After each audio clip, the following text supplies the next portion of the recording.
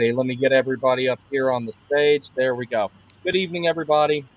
It has been a very much of a roller coaster being a Canes fan lately between the actions and inactions of the draft, the Jake Guentzel thing, which we're all going to air our grievances one last time, and then I personally am going to pretend that the motherfucker does not exist, uh, because our best revenge is to just go live and have fun and know that he sucks. And we will talk a little bit about the draft, but mostly the topic today is going to be free agency, how it looked like it was going to be an unmitigated disaster, and is now at least in a position where the Canes have replenished their defense. Looks pretty good, and ultimately spending less money than they would have been had they retained any combination of Shea or Pesci, in my opinion. So we will get started on all those things, but first, I will like to welcome back my most frequent guests, AB from Caniac Sessions, Sam and Sam from the Caniac Report. Griff unfortunately could not join us because he is on vacation and having fun, and we wish him all the best. And I guarantee you he will jump into the comments section and have some stuff to say at some point or another. I am very, very confident of it. Everyone, how are you guys doing tonight? Sam's, take it away. AB, you're blurry, bro. I'm blurred? You're blurred. Like, hold on, it looks like you're being censored. Real quick. Hold on. You look like you're being censored, like in one of those police like body cams. Yeah, exactly. Hold on, let me clean it. Y'all talk. For a half second, I was like, I know I've had a drink, but I've only had 2 sips. This is ridiculous. Yeah, I was gonna you might want to lay out. Okay, Sam Wallace, go ahead and start us off while AB gets that sorted out there. Okay, so I would say probably around noon. No, yeah, around noontime. I was like, better? Oh boy, I'm not feeling. So right. Yeah, that's better. Sam's, tell me how you're feeling. No, he's around talking about that now. I wasn't feeling that good.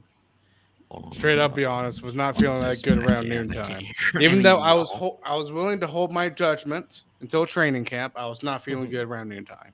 Mm-hmm. And then came the afternoon. Was it 4 p.m. or something? Mm-hmm. Where it was announced we get both Sean Walker and Shane Gostisbehere coming back.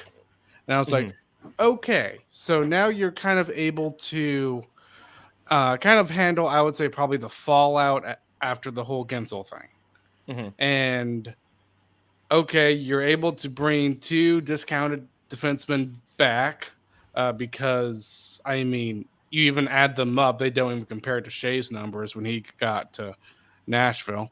But I thought they did good, but I still think there needs to be more. And I think Tulsky and his media availability said that there does need to be stuff done. Makes me wonder if they're going to be rookies coming in at the start of training camp. Personally, I still think they need to get another top 6 forward, like I said, probably last year in the offseason. So, yeah. Sam Driscoll? I mean, I like who we got. You know, it's one of those things where I would say I like what we did, but I'm not happy with the outcome kind of thing. It's frustrating to see like a player like Marchessault go for 5.5 and us not do that, or at least up it to 6. Because I think he's worth more than 5.5. See Stamkos go over there. I still think that's a deal you could have matched, if not offered a little bit more, because you could see just some of these other players go over to other teams where it's like, oh, well, we got the cap space to make this happen.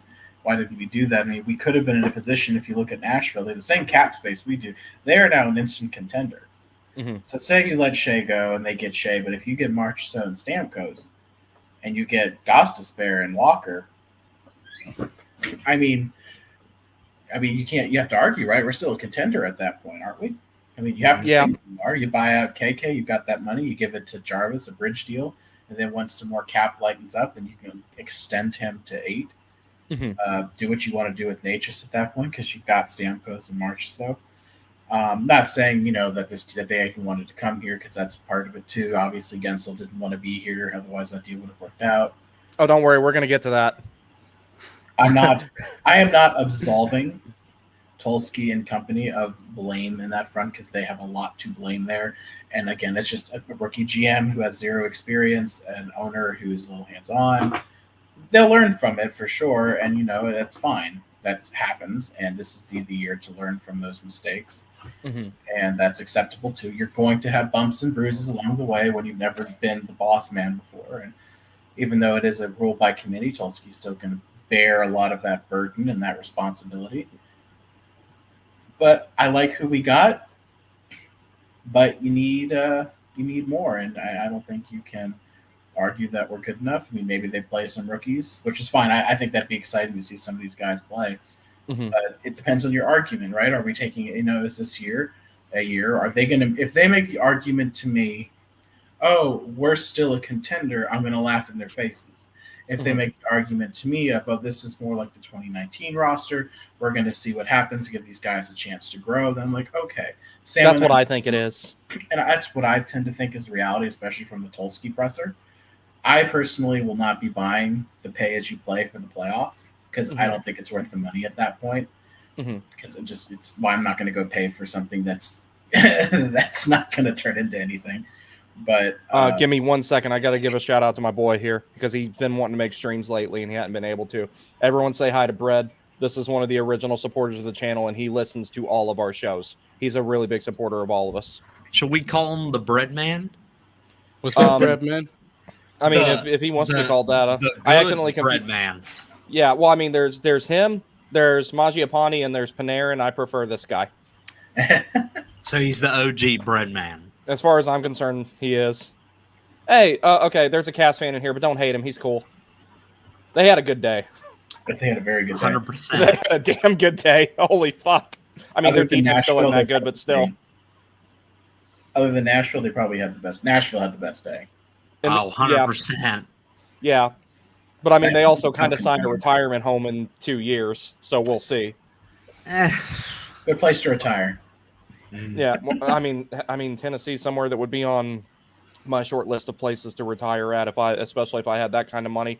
AB, now that you are no longer experiencing the technical difficulties, please give us your opening thoughts, and we will proceed from there. And I have all the slides and stuff laid out for the various topics. Yeah, it's so difficult to see a lot of those guys that were in it to win it for years and years. You lose Pesci, you lose Shea, Nason.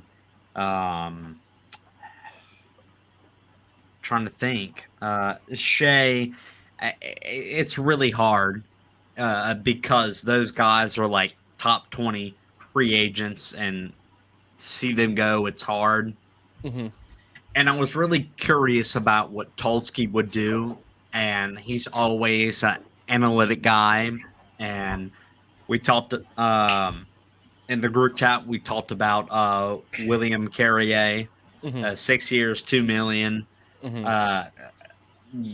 Honestly, I was really up and down. I thought that in my head that Tulski was doing so bad, but he waited. He's adding a bunch of people that are depth. And, the biggest thing for me was adding Sean Walker and then Gostisbehere coming back on a cheap deal. So I think everything's going to get a little bit better.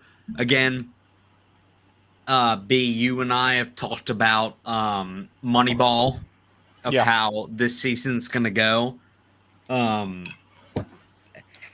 We're just missing a top 6 forward. Well, one day they're going to make a movie about us, and the caption at the end of it is going to be, they're still trying to win a game in the Eastern Conference Finals. So that's all I got to say about free agency so far. Hey, guys, I'm going to step away for like 2 minutes, okay? Yeah, that's fine. Okay. That'll give... So if he's stepping away for 2 minutes, here's what we can cover first. Fuck you, Guentzel. Fuck you, Guentzel. Well, don't worry, you'll get yours. All right, so here's the big thing I want to discuss. And when Sam gets back, it'll be easy for him to catch up on this topic. The draft in the Sphere in Las Vegas was such a big hit amongst the fans, the families, the draftees, the players, the organizations, the owners loved it. Everybody was super happy about it. to the point where it may have turned the tide back to the draft staying centralized, which I think is one of the coolest things about hockey. And I did really, really enjoy that event, watching it on TV. However, a quick gripe. When I was watching the second day on NHL Network, it was really fucking annoying because every time that the Canes went to make a draft pick, they were either talking about the previous draft pick or they're like, oh, we got to go to commercial now. I'm like, God damn you motherfuckers. So that was my only gripe about it. And, if anyone was going to get short end of the stick, I mean, one of the teams was going to get screwed in that regard. So it just happened to be us. So I really, really like the idea of the draft staying centralized and then just doing it there for the foreseeable future.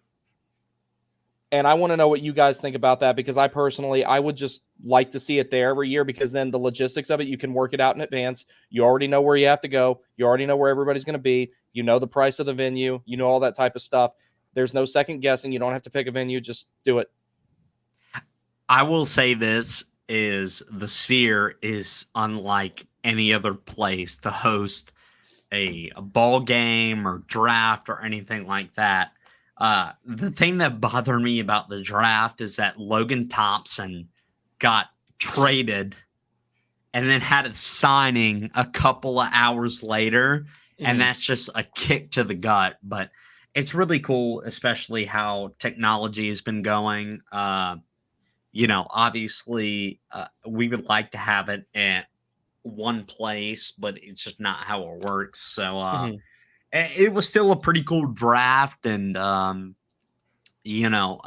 moving around a little bit, but the Sphere is a really good place to have the draft every single year.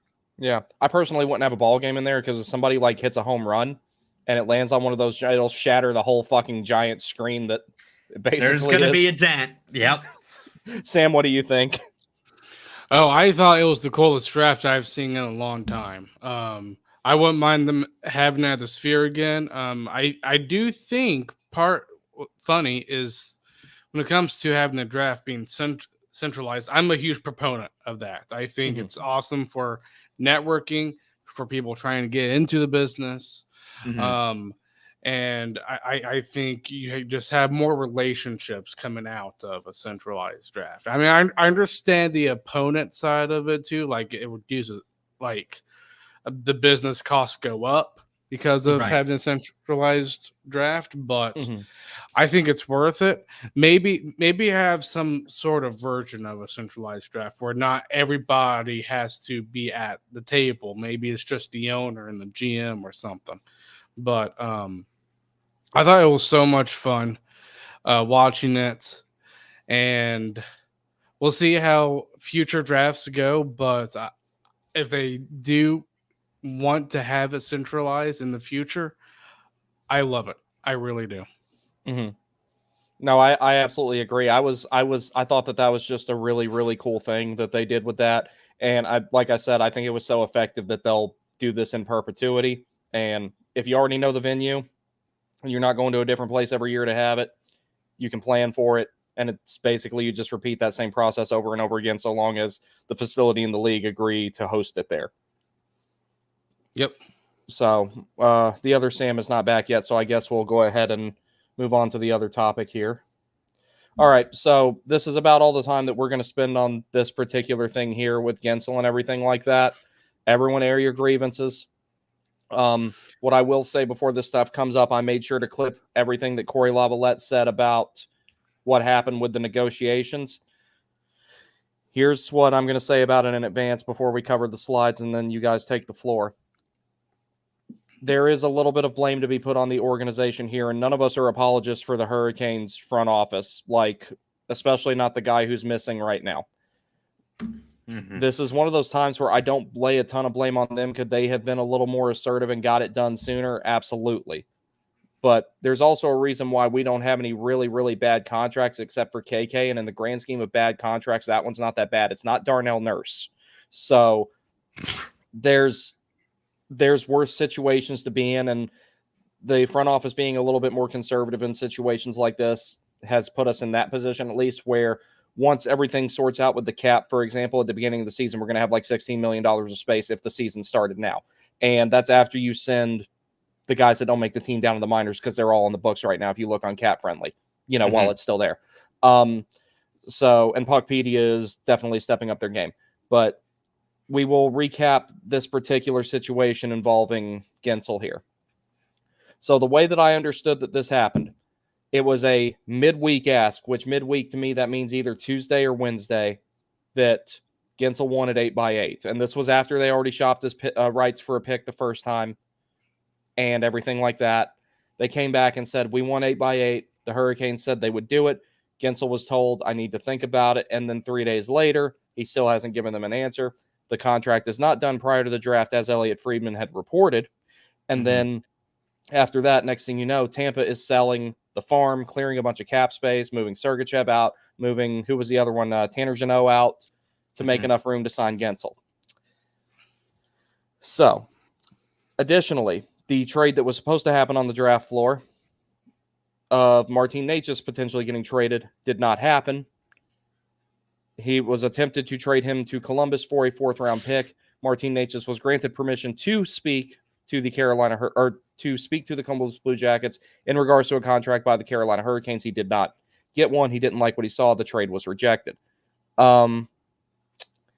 So, additionally, Guentzel's contract, I didn't copy and paste the cap-friendly thing of it. It was mostly signing bonuses, which, basically you're paying a lot of money at one go. And the Hurricanes were willing to structure his contract however they wanted, according to Corey Lavalette, who is very connected to the team. He has been for a long time. So, basically, the recap here with this is that Guentzel wanted the 8x8. Carolina negotiated on Thursday, said they would match the ask, allowed him to ask around, all that type of stuff. And then the market changed. In other words, Guentzel's agent, Guentzel's camp, or Guentzel himself, whoever you want to blame, somewhere on that side of the fence decided, well, we can leverage this. That's exactly what they did. And I'm not saying that this is the first and only time it happened. It definitely won't be the last.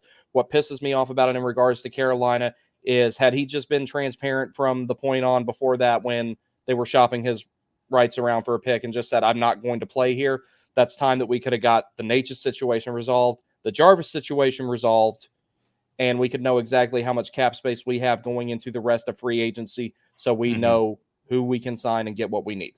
Additionally to that, Tulsky said in the interview or the press conference that he had today, Chip Alexander says, Tulsky says on Necas, he's working with his agent to see what works best. Gentlemen, your thoughts? I'll say in regards to Guentzel, it was tricky because Don Waddell resigned, and there may have been some momentum there, and obviously all Canes fans wanted to sign Jake. There were rumors from like 8 million to 7, 8 million, 8 years, 7.5, 8 years, 8. And I just think it was too late. But, it was right there. And Guentzel was being in my opinion, a little bitch. And wanted to go to Tampa where there's no tax. And, I get it. I understand that happened. But in regards to Marty Necas, he's not going to be here. And he had a silver platter to go to Columbus. And the thing is, he wants to be a first line center or right winger. There are not a lot of teams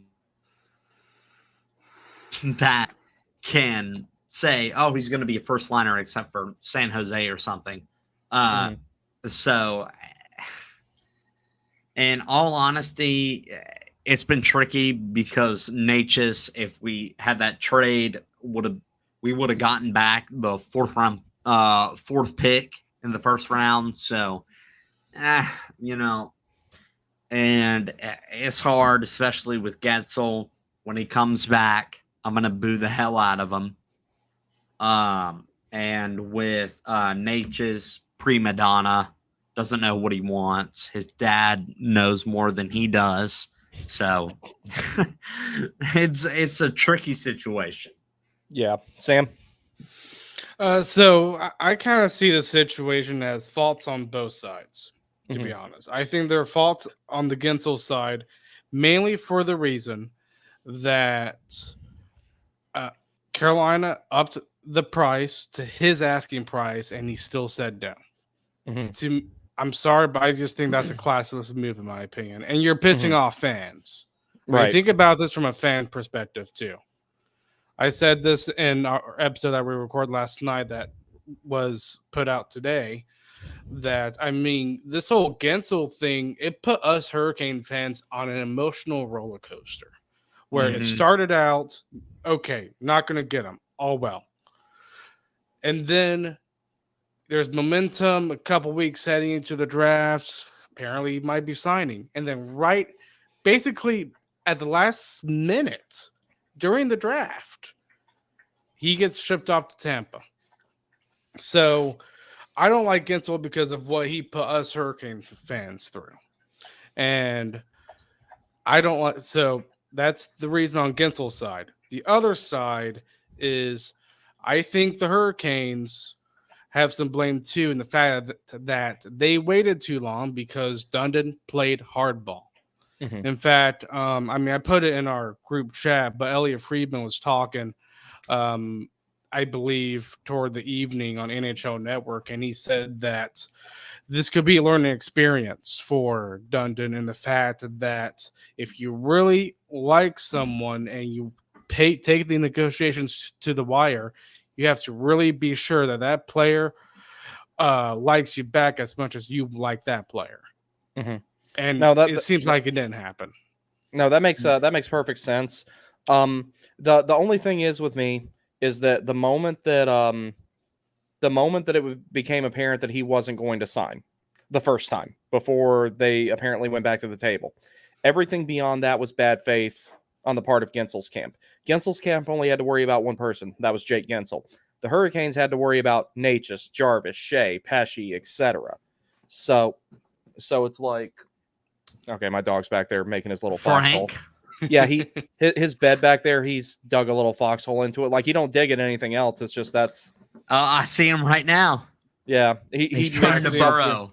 Yeah, he makes himself a little hole in it, and he spins around, and he curls up a little ball and sleeps in it. But I will say this about Guentzel and the team. Guentzel pretty much fucked us over. Even though it was late, I totally understand it. But, we gave him the exact amount that he wanted. It may have been a little late. That is totally okay. But, I mean, I honestly think I heard that his agent was a Tampa Bay fan. So that may have swung into Where'd you Tampa see that Bay's at? favor. I've seen a bunch of rumors on Twitter. Oh, well, I don't know if I would trust that personally. That's just me. I wouldn't either. I mean, I do. I mean, I'm just saying we've just been through a little bit. We've been through this before. March or so. Tarasenko, yeah. But that'll be pretty much the end of the whole Guentzel discussion, who's still relevant now. Well, here's one good thing. When we traded Guentzel, and then we're going to go on and talk a little bit more about Natchez. When we traded Guentzel, we at least replenished the pick that we used to get Kuznetsov, essentially. So, Okay, not a bad deal in that regard. So, essentially, we have a net positive in terms or we already had a net positive because they retained salary, but now we have a complete net positive in terms of us getting Washington or getting Kuznetsov from Washington, whether we hold on to him or we trade him. I would like to see Kuznetsov stay because we don't have a whole lot of these guys that are really dynamic on entry and can distribute the puck and everything like that. That's just my personal opinion on it. Now, I'm not saying that we can't upgrade at that position or get somebody who fits us a little bit better, but I personally do like having Kuzi around. 100%. I have one more thing to say about Guentzel. Go right ahead, buddy. I think us fans, again, I'm trying to put this in the fans' perspective too, because I'm a fan. I really am. But I think us fans would have felt a lot better if Guentzel just straight out said, no, I'm not resigning. and we didn't have to go through this whole process. Mm-hmm. Well, Because I'm not going to blame a player for wanting to get more money. Mm-hmm. Mm-hmm. Well, anybody who ever wants to blame a player for getting more money, and I know that that's not what you're doing, but anybody who has an issue with players trying to get more money, I would like to point them to the story of Marcus Hannakainen. His career ended abruptly, and that was very recent. And his issue with, so a lot of times when people have hip issues, Who did he play for? Columbus. Columbus. Yeah, he's amongst the long list of people who scored their first NHL goal against the Hurricanes. Seems like every time I turn around, I hear that. But in Marcus Hannakainen's case, now I don't know how true this is. I used to date a nurse, right? And she said that hip conditions a lot of times were genetic. Mm-hmm. So Marcus Hannakainen, if I remember correctly, had hip issues that ultimately ended his career very, very early. I think he was only 23 or something like that. Mm-hmm. And that's why they try and get as much money as they can, because now Marcus Hannakainen went from being in the NHL to having no income completely out of nowhere. And now he's got to find something else to do with his life. And he spent his entire career training to play, or his entire life training to play hockey. Now he can't do that. So I don't ever blame these guys for pursuing every penny they can get. Not to mention we see, oh, well, this person's making $64 million. No, they're really not. Depending on where they live, they might get half of that, and their agent is getting part of it. And I don't know how it works, like with if there's any deductions, like for insurance or anything like that. I don't know how that works, but I would imagine that there's some sort of deductions in their paychecks. Yeah, like you were saying, Brendan Montour, who was one of the key pieces, Oliver Ekman-Larsson, every NHL player, when they get into the league, they want to win a Stanley Cup. Doesn't matter if they've been there for a year, 5 years, 3 years, 40 years. Once they get that cup, they kind of want to have stability, and they want to have that money. So, yeah. And if I'm wrong about what ended Marcus Hannakainen's career, that's the way I remember it. If I'm wrong about that and I have him confused with somebody else or something else, please forgive me. But the way I remember it, hurt? he had a hip surgery that was so they went to do surgery on his hip, and it was so bad that he couldn't rehab it enough to where he could play again at 23 years old. And I remember the girl I used to go out with several years ago said that was typically a genetic issue, and you have no way of knowing about it until it happens. It's just unfortunate drawing the short straw type of thing. But now we're going to go on to slightly more happy topics. Well, not the first one. So first things first, and guys, tell me if I forgot anybody, but I think I got everyone. Here are all of our departures. Brady Shea signed with Nashville for a 7 year, $7 million average annual value deal. Steph Nason went to New Jersey, who he used to play for 3 years, 2.75 AAV.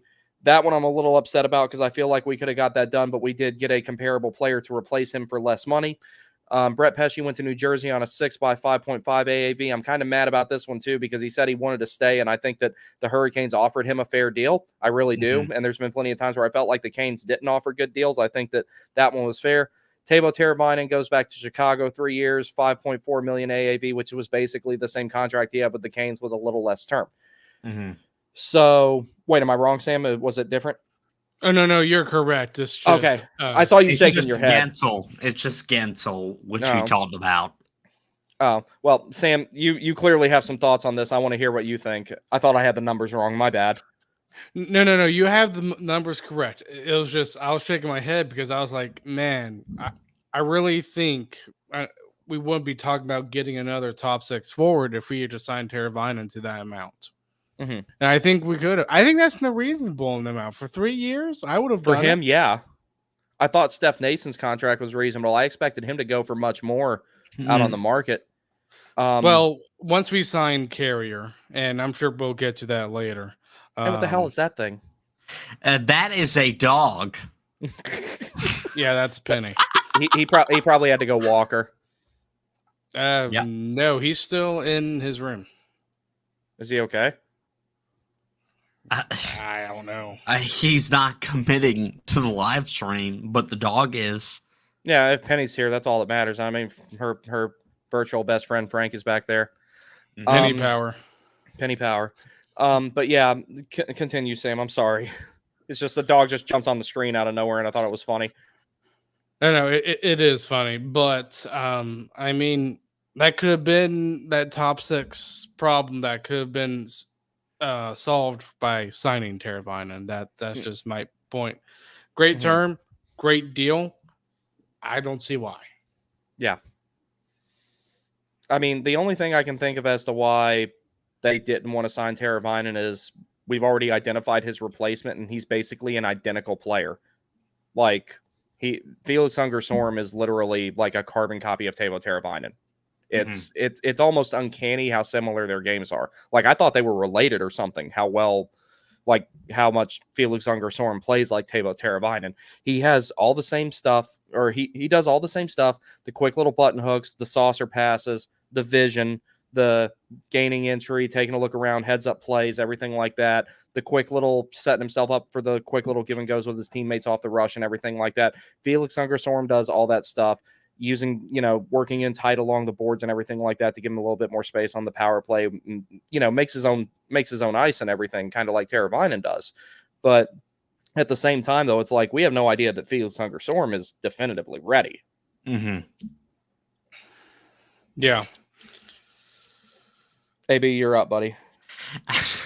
I'll say this. I knew that a lot of the guys were going in free agency, and it pissed me off 100%. And then the first one I saw was William Carrier.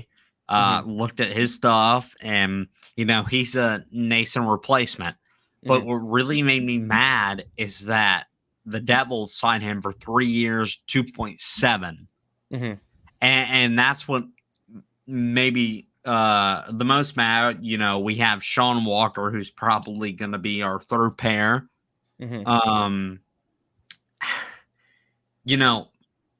Griff has said, and y'all have seen it in the group chat, rebuild, but at the same time, like, you don't rebuild. Obviously, No, you you don't don't. have the talent that you had this past year, but you want to compete. I mean, end of the day. So now you have Walker, Gostisbehere, who's coming back on a 3-year deal. The only thing that's missing, and I sent you a message about the probable lines. It's time to trade Natchez, maybe a sign and trade or something like that, because Natchez is honestly, he's a cancer to our team. He wants to be top line minutes, everything like that. But if you look up and down, he's not worth it. And, we have a solid team. Bottom 6 is looking fine. Griff said that to us. I have an opinion on Natchez. Well, let me finish. I will say this. The bottom 6 doesn't win games. You have to have somebody on the top 6 that can make an impact. We thought about Lindholm. He signed with the Bruins. I don't know. I like the signing so far, but you need to add that top 6 guy. That's gonna come in trade, I think, because here's the other thing about it, though, that we do have to consider with all the top 6 guys that were out there on the market. Lindholm, 30. Stamkos, 34. Who else am I forgetting? Skinner. Skinner, 32. No, not Skinner. Marchessault's 31 as well, I believe, right? Yes. Yeah, so DeBrusk is 29. Yeah, so basically 30. It's like as much as I hate we didn't go get a forward today, at a minimum we avoided becoming a retirement home in 4 years. I'm not saying that's good by any means right now. Right. But it will definitely have its upsides later. Can Sam, I go ahead? Yeah, I'll ask. Come back. Yes, I'm sorry for being a turd, AB.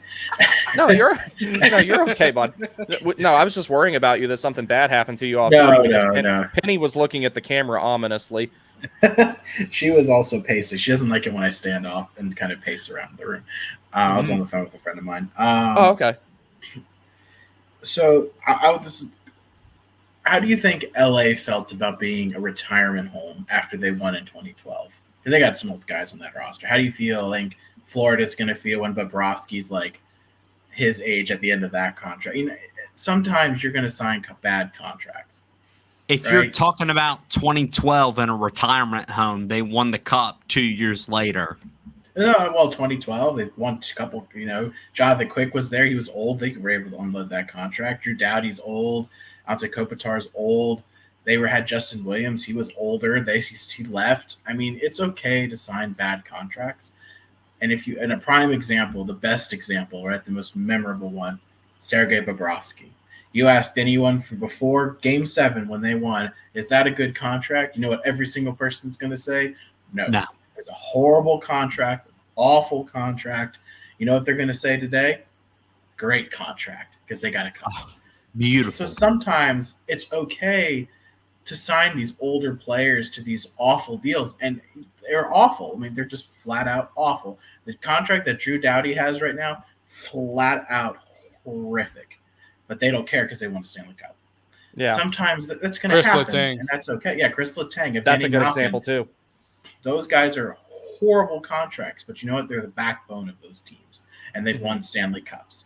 The fact that I don't like how Tampa treated Stamkos. I don't. It's always going to bother me. Terrible. And that's fine. But I tend to kind of agree with the most recent comment. I think this team could still trade, and I think that is the better avenue right now to trade, just because you don't have to get into a bidding war necessarily. Maybe there's a guy available that. I mean, look at Toronto, and Sam mentioned Colorado. Now you've got two teams who are cap strapped that have some big payment players on their roster. So can you go to them, and they're going to be willing to move these guys for a lower value because they need cap relief, right? If Toronto moves Mitch Marner, whoa, that is a huge relief on their cap. Yeah, and same thing. Just before anybody gets the idea, no, we cannot 1-for-1 Natchez for Mikko Rantanen. I know that sounds cool. That might work in the video game if trade difficulty is set to 0. I'll do it in the video game tonight. Yeah, you can you a screenshot. You can maybe do it in the video game, but you're not going to be able to do it in real life. There is 0 fucking chance that happens. No, and I'm saying when you could take advantage of these teams that are cap strapped, you are making a deal like that. You're still I know. I'm just joking value. because of the thing. That's you why remember the thing. You remember the thing that you sent earlier? That's why I was like, there is no way that's going to happen. Yeah, who sent it? Was it Sam Wallace? That's why he was saying. Sam, are you drunk? No, that wasn't his idea. It was somebody else's idea that he sent on X. I think it was Gryffindor. Well, he's not here to answer for it. Yeah, I was going to say it wasn't Sam's idea. Sam shared a tweet with us where somebody said we could trade Natchez for Mikko Rantanen 1-for-1 because they were cap strapped. I'm like, bro, that's not going to happen. No, it would take more. It would take like a Natchez and a prospect and a first round pick, and it's like it would take a lot. Okay, now if that really did become an option, give him Natchez, give him Morrow, sign Tony, and be done with it. Yep. Yeah, and I'm fine. I think it's possible. I mean, Natchez for Rantanen 1-on-1, yeah, it's not going to work, but possible. I just don't think they're going to trade him. There's avenues, and I think Toronto. I think Toronto is the more likely candidate, and there are other teams out there who are decent candidates who are cap strapped. Minnesota is one. Vegas is one. I mean, there are teams out there who are struggling with cap space that you can make these deals with, right? I mean, look at Pittsburgh. Like maybe they're willing to move Malkin, right? And you can get him to retain, and you give up nothing for that. And there you go. There's your second line center until that contract's done or whatever. And then if you can't play anymore, LTIR. I mean, at the end of the day, what does that hurt you? Not at all. That's an unrealistic situation. It's just an example of teams who need some cap relief, and we're in a position to offer that, right? Even if we sign the guys that we need to sign, Natchez and Jarvis, we have what Sam, I believe, calculated out to about $16 million in cap space. Yes. It's not going to take $16 million to get Natchez and Jarvis done. It's going to take about, if you do the full 8 years with Jarvis, it'll probably be closer to the 8x7, 8x8 range. Natchez would get about 5, so that's 13. You still got $3 million left. If you get rid of KK, you can add another 5, so 8. So that's still, like if you decide center's the place we're going to go, Kuzi or KK are gone. You've got that cap space. So you have more than enough cap space. I think the realistic path is if you want to be a contender, you don't sign Jarvis long term. You do that you do a short term deal, and then you go and get a top 6 guy. I don't think, but I would say that's the wrong way to move about it. I would still give him the long term deal because it's going to go up if you don't. Alrighty. So let's see. We will now go on to the players that we did add. We will save Slavin and Martinook for last because both of those guys deserve a whole heck of a lot of praise, in my opinion. We will first talk about Sean Walker, Shane Gostisbehere, William Carrier, Tyson Yost, and Eric Robinson. All right, so first things first, the depth forwards that we signed today. Primarily, when I'm referring to the depth forwards, Tyson Yost, Eric Robinson. Tyson Yost signed a 1-year, $775,000 contract. Eric Robinson signed a $950,000 1-year contract as well. And here is the contract for each of those guys. Very simple deal. Straight up 1 year, $950K and $775K respectively. Some basic stats here. I didn't really do too much of a deep dive on either one of these guys because they're just depth players. They're for the 4th line. They're for a 13th forward potentially. So in the case of Eric Robinson, he has 306 games played, 40 goals, 51 assists for 91 points. And for Tyson Yost, he has 456 games played, 57 goals, 83 assists for a total of 140 points. So nothing too significant to discuss with these guys. They're not, they're not here to be really big difference makers. They are here to help replenish some of the depth we lost. The only head-scratching one is William Carrier. I mean, yeah, well, see, this was a Nason replacement. I think I would have just paid Nason. I'd rather have just paid Nason myself. That's another one where I have to wonder where if they just didn't pony up the money in time. Maybe it was kind of similar to where the mistakes were made in regards to Jake Guentzel on Carolina's end. But William Carrier, I feel like that this is actually a pretty solid deal for him. You're only paying him $2 million a year, and you got him 6 years worth of term. But essentially, he does fill a similar role to Steph Nason, being one of those guys who gets you a bunch of greasy goals, works in tight around the net, throws the body around, forechecks, pretty good at the point defense in the defensive zone, net front guy for power play too, all that type of stuff. Everybody, your thoughts? He's an analytical darling. He fits the system. AB, you're on mute. You're mute. Sam, you stole that from Griff. he put it in the chat. You stole it. Yes, he did, and my eyes rolled to the back of my head when I saw it. I'm sure they did. I mean, I'll just go first on the William Carrier signing. I mean, when they signed him, I was like, okay, Nason's probably on his way out. Why have kept Nason over Carrier? Yes, but considering that they did have a plan B, I'm living to live with it. That's pretty much all my thoughts there. Maybe. Samuel? Oh, no, me? Well, however you guys want to do it. If you guys want to fight to the death to see who talks next, I don't give a damn. I want to see this. I'll say this is when we talked in the group chat, I was right. Everybody thought defenseman. I was right. Winger. $2 million is great. He scored 17 goals last year.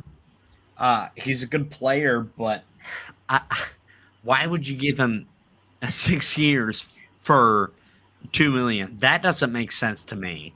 So that's all I have to say. I actually understand it. You don't have to pay him more later that way. Yeah, that's true. But 6 years, I would do 4. No, that's one less thing you have to worry about for 6 years, though, because then that's more time you can. Yeah, go ahead. Go ahead and call the press and let them know I agree with AB on this one. You heard it here first. Sam agrees with me for the first time ever. Yeah. Well, I mean, this is one of those signings where I'm not like, this is catastrophically bad, but it's also not groundbreaking. a long-term depth piece is good to have. It's like this is essentially like when Nashville signed Colton Sissons to a long deal. This is kind of like that, except I'm not saying that Carrier is as good of a player as Colton Sissons. Mhm. And one of the reasons why y'all kept thinking that he was a defenseman is because of the other Carrier. When Frank Alexander. Saravelli, when Frank Saravelli tweeted it out earlier, he was like defenseman William Carrier, and everyone in the comments roasted his ass. And they're like, "No, Alex Carrier is the defenseman," and he was like, "Oh, my bad." I'm like, But who Yeah. got it right in the chat? "You did." That's right. Yes, you Now, did. to be fair, I was busy and I didn't even see any of that. I had to catch up on the 100 messages you guys sent. Out of the four of us, besides you. I think I told you it was a forward. I didn't make a comment till like No, I said it before. You did, but I backed you up. Anyways, B, continue. Alrighty. So, like, I don't think that this contract is terrible. It's definitely buyout friendly. It's very simple. No performance bonuses, no signing bonuses. It's just straight up $2 million base salary per season for 6 seasons. If we had to buy this one out, not a big deal. Not to mention William Carrier has a kind of an extensive injury history. I wouldn't be surprised if we LTIR him, which would be kind of funny because, he used to play for Vegas. So it might be easier to do it to him than others. All right, Sean Walker. I didn't even know that this guy was on our radar. Now, this is a really, really good contract in my opinion. And this is another one of the times where Tulsky just had a simple thing here. $3,600,000 base salary every season, no performance bonuses, no signing bonuses. The AAV and the contract itself are identical. So very Lou Lamoriello-like on the part of Eric Tulsky for one of his first deals. This is a good deal, especially since we got Gostisbehere back, who we will talk about next. This gives you a lot of options with the defense. Let me talk about Gostisbehere's contract, and we'll talk about the defense all collectively at once here, our new ones anyway. Shane Gostisbehere was a pretty good fit when he was here the first time, in my opinion. I felt like that was a really good deadline pickup. He played really well with Jalen Chatfield. He sparked some life in our very dead power play. He was very essential to the goal that Jesper Foss scored with his nuts to send us to the Eastern Conference Finals. Mm-hmm. Because he quarterbacked that power play unit, and very, very essential thing here. This is also a good contract, I think. $3.2 million average annual value a year. Again, simple contract, no performance bonuses, no signing bonuses. AAV is exactly the same as what he's actually getting paid. So here's the best part about this, in my opinion. We'll go back to that in a moment. The best part about this is we essentially managed to replace Brady Shea and Brett Pesce for the amount that we would have to pay one of them. And I'm close to it. I think we've made a solid third pair here. And additionally, if we decide we want to bring back the Chatfield and Gostisbehere pair and put Orlov with Sean Walker, we can do that. So essentially we have minus one pair being Pesce and Shea. We essentially have the exact same defense we had that got us to the conference finals. This has the potential to be a little bit better because Sean Walker has that physical element to his gauge that was that physical element to his game that was kind of tapering off for Brett Pesce. Mm-hmm. Walker will lay the body on people. About a year younger, and not to mention, this is not the term of a deal we would have to give Brett Pesce. I think that this was a good choice. He blocks shots a lot, and we got the left-handed guy that we needed to round out the third pair and quarterback the power play. Sam Wallace, I will let you go first this time. Okay, so the pairs are definitely going to be interesting on how Brendan Moore does it, but I like the idea of bringing back Gostisbehere probably a little bit more than the Sean Walker deal, considering the season that he had last season with Detroit. He had over 50 points. Mm-hmm. Imagine if he got somewhere at least like 30 to 40 points. That's a huge win for us, considering the cost. So I was more hyped about that, and honestly, I thought that made more sense because, I mean, we're starting to see Brent Burns in decline. So I could definitely see Gostisbehere being put on the first power play over Brent Burns. AB, I know you don't is like that, not. but... Buddy, come on. AB, we saw the playoffs, man. He wasn't the same. No. Please defend Brent Burns because you don't have a leg to stand on. Actually, have Brent Burns defend against the other team he's playing against. It does not matter. he's I still love the the guy, alpha but dude, male. bro, No I'm matter sorry, but he was. play, he's the alpha male. That does not matter. He's still the alpha male. So you could say he's still the alpha male. I think Jaromir Jagr will have a thing or two to say about that. Well, At least he's Jaromir still Jagr is producing. old and playing in Europe. Dude played here when he was almost 50. I don't think it's a problem. Jaromir Jagr can still play. Jaromir Jagr Brent didn't Burns play, can't play for the anymore. Hurricanes. He's not Brent Burns. Well, Yeah, Jaromir Jagr Brent might have. Burns can't play. If He it hadn't been got for burned. He can.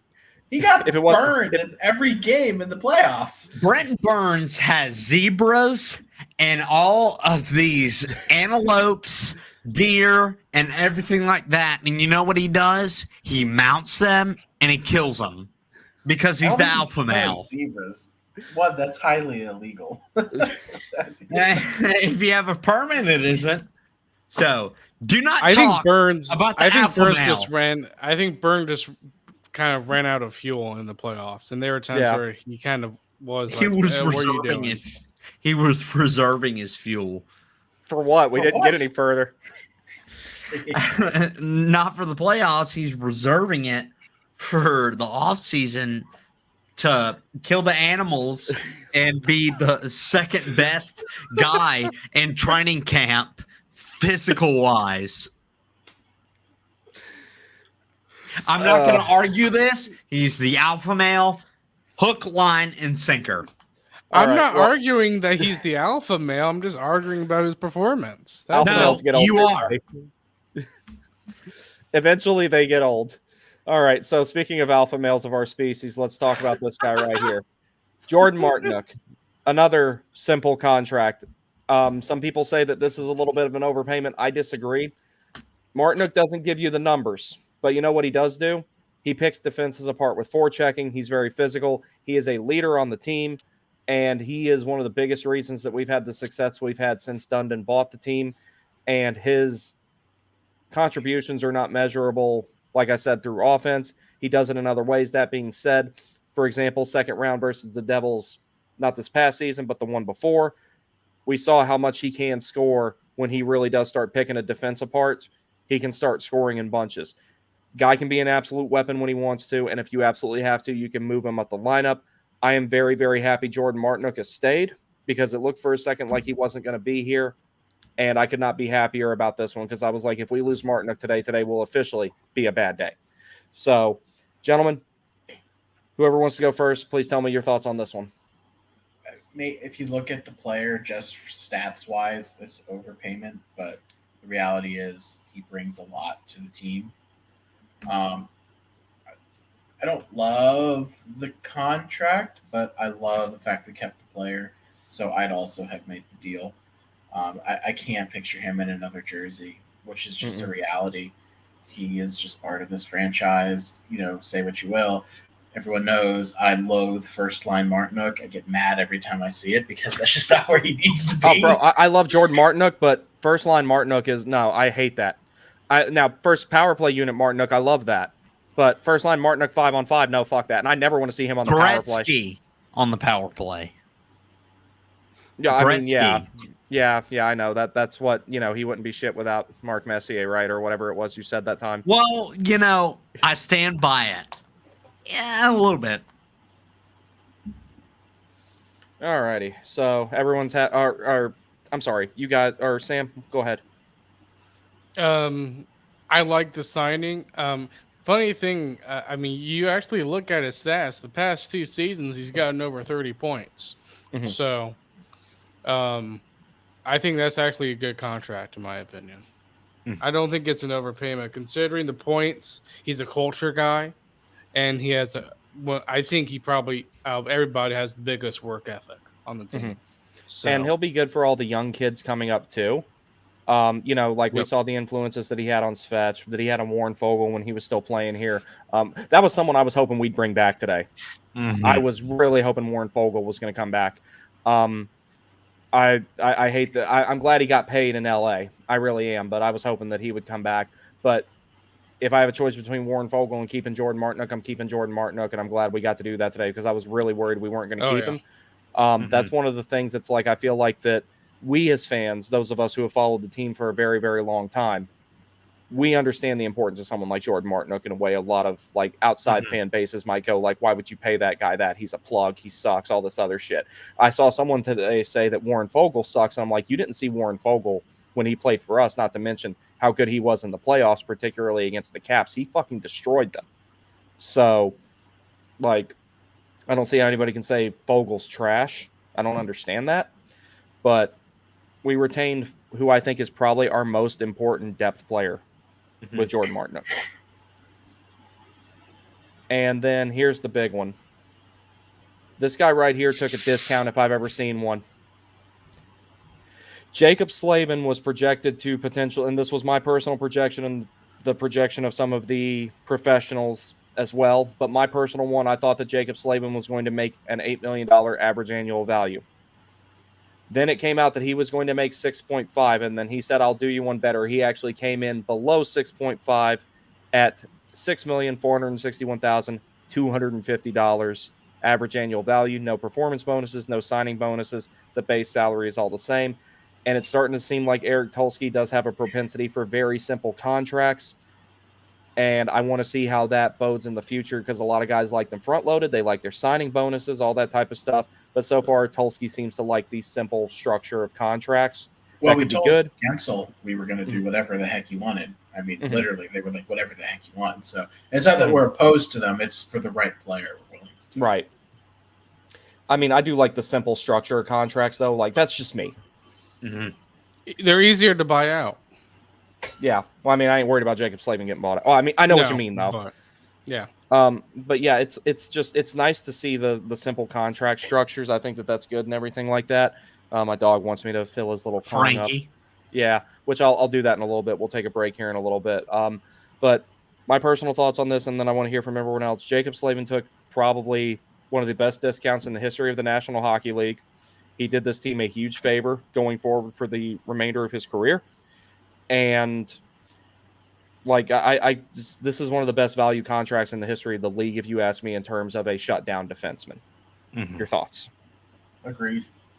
Nothing else to say. Absolutely. I mean, Jacob Slavin, simple, short, sweet, to the point. I'm going to agree with you. I did a happy dance when I saw that it was official because he's my favorite player. Yeah, he's definitely one of my favorites, as you can see over there. AB, I think he's the alpha male. No. Absolutely not. I love Jacob Slavin. I have his jersey, but I will say Jacob Slavin is the best defensive defenseman I have ever seen. Locks down Connor McDavid, Nikita Kucherov, Leon Draisaitl, and he has an offensive upside. I mean, this guy does everything, and to get him for 6.5, that's insane. If he were to hit free agency, he'd probably make well over 8.5. He could probably make 9. Oh, 100%.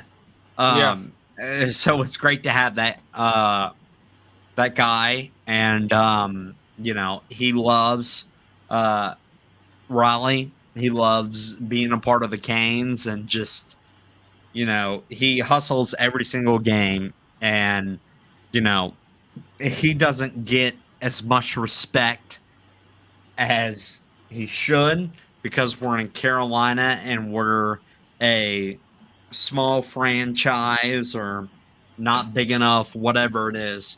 And this is steel, and we saved cap. And I'm glad that he will be here for the rest of his career. And right. I think what's great too is that both the fans and the management have the view that he's a core player. Yes, absolutely. So that's basically all we had to cover in regards to the slides and the current events and everything like that. I was going to put together some more stuff regarding the draft as far as visuals go. I didn't have time to finish that before tonight, and I've still got to pack up for working tomorrow, and then I'm going on vacation the day after that. Oh, where are you going? Charleston. So Oh, here's what I do Nice. want to think. Here, what I want to know about the draft, and one day we'll do a more extensive and more detailed video on this together. Once I read some more of the scouting reports and some more stuff on elite prospects, watch some video, and make some notes and all that type of stuff. What does everybody think so far of what we did at the draft? Successful, not successful, indifferent? What do you think? We didn't draft the center. That's my only complaint. I'm fine with it because I kind of trust Tolsky when it comes to finding diamonds in the rough. I mean, you look at the other drafts where Tolsky has been a part of the committee. I mean, Scott Morrow, who we thought he might make the team before the signings of Walker and Gossespierre. Mhm. Um, and I think it's going to work wonders for his development of being a part of the AHL. So I think there's upside there. Nikishkin was a second round pick. He's already labeled Mhm. as a top 4 defenseman. Um, and there are wingers, and I will say Sebastian Aho is one of them, where they can transition to become a center. It's not impossible. It's just a little bit harder for a winger to become a center than a center becoming a winger. So while we're on the subject of centers, then here's something I want to ask about. If Natchez does stay, here's my thoughts on it, and I want to know what you guys think. In order to mend the bridge with Natchez, because clearly it's not totally burned down, but it has been set on fire. What I think that we should do there, I think Natchez should be given 10 games at center. Natchez is not a normal hockey player. He's very talented. His skating ability alone, it might be the best in the league, other than Connor McDavid and let's see, who else can I think of that's a really good skater up there? Um, Rope honestly, Hintz is good. Rope Hintz is really good. But I think Natchez' edge work and his speed, his acceleration, all that type of stuff alone is enough to give him a shot at center. Because when it comes to the defensive aspect of the thing, most of it is effort. I think the effort is there with Natchez. It's just he doesn't know what to do once he gets there as far as the defensive aspect of it goes. A lot of people worry about his face-off percentage, but he normally takes face-offs after somebody has been waved out of the circle, so he's not as aggressive because he doesn't want to get delay of game face-off violation. Also, look who his So coach is. that's I it. mean, he's got to learn, right? You got to Yeah. think he's going to learn. Yeah, that's why I think Natchez should be given 10 games or so at center. You can have a few preseason games in there too. And if you do that, you could maybe transition him from wing to center like they did with Aho, even though Aho was drafted as a winger. And I think that maybe that could repair the relationship between him and the organization. What do you guys think? Yeah, I think that makes sense. You give him a shot. You tell him, hey, we're going to give you a shot to play center. You're going to play on the first power play. I mean, given who we lost, what else are you going to do? I mean, that's what you tell him. It's like, where do you think you're going to play? Look at the roster. You're going to be on the second line. You're going to be on the first power play unit. But like, if Jarvis doesn't work out on the first, or Svetch starts to play bad, who do you think they're going to go to on that first line? It'd be Natchez. It's going to be Natchez. So it's not like you're coming back and like, oh, you're playing second and third scoring line. No, you're a second line flat, and maybe you'll be on that first line if Svetch gets into one of his ruts. So it's not, you're not telling him, yeah, you're coming back and we're keeping you exactly the same. It's you're coming back and your role is expanded. Yeah. So here's the talk right now. And Sam's heard this from Elliot Friedman today, but apparently Carolina is wondering of keeping Natchez. Mhm. And I think to me that is the right move, especially since Guentzel didn't sign here. You can't lose both Natchez and Guentzel. I just think you can't do that. So, Mhm. I'm not saying a trade is impossible with Natchez, but I think you trade him if you're able to kind of solve the top 6 forward problem and the second line center. Yeah. Like maybe get him 2 players for the price of 1. So that's the only reason I might trade him. But I'm listening. AB, go ahead and say what you have to say after Sam. I'm going to do something real quick. But go ahead, guys. Go ahead, Sam. But I just think with Natchez, like that, I mean, that skill that he has, like honestly, I have not seen that skill on this team probably ever. How since I've so? watched. Well, it's the skating ability. Yeah, Like, but tell me whenever he how gets many in the players zone, are he able. turns it over if he does too He does. much. I agree with you. He does turn it over, but I really think if he can practice on that, and he's shown signs of improvement this past season, I think I think he has. No. I think Natchez has shown signs of improvement from turning the puck over than the season before. Season before, he was bad. Like, I'll admit, he was bad. Yeah. Well, I mean, and I've talked about it before with Natchez. It's like he's got and he's been to that sports psychologist since then with what you were talking about. He's got this weird disconnect between his feet, his hands, and his brain. And his feet moves faster than any of those things. If he fixes that, if he makes, if he mends that disconnect between his feet and his hands and his brain, he's automatically one of the best players in the league, like out of nowhere. He did, though. He had a really good season, I'll admit it, but then he fell off. The guy that needs to see a therapist every single day is Jesperi Kotkaniemi. That's Yes. the biggest thing.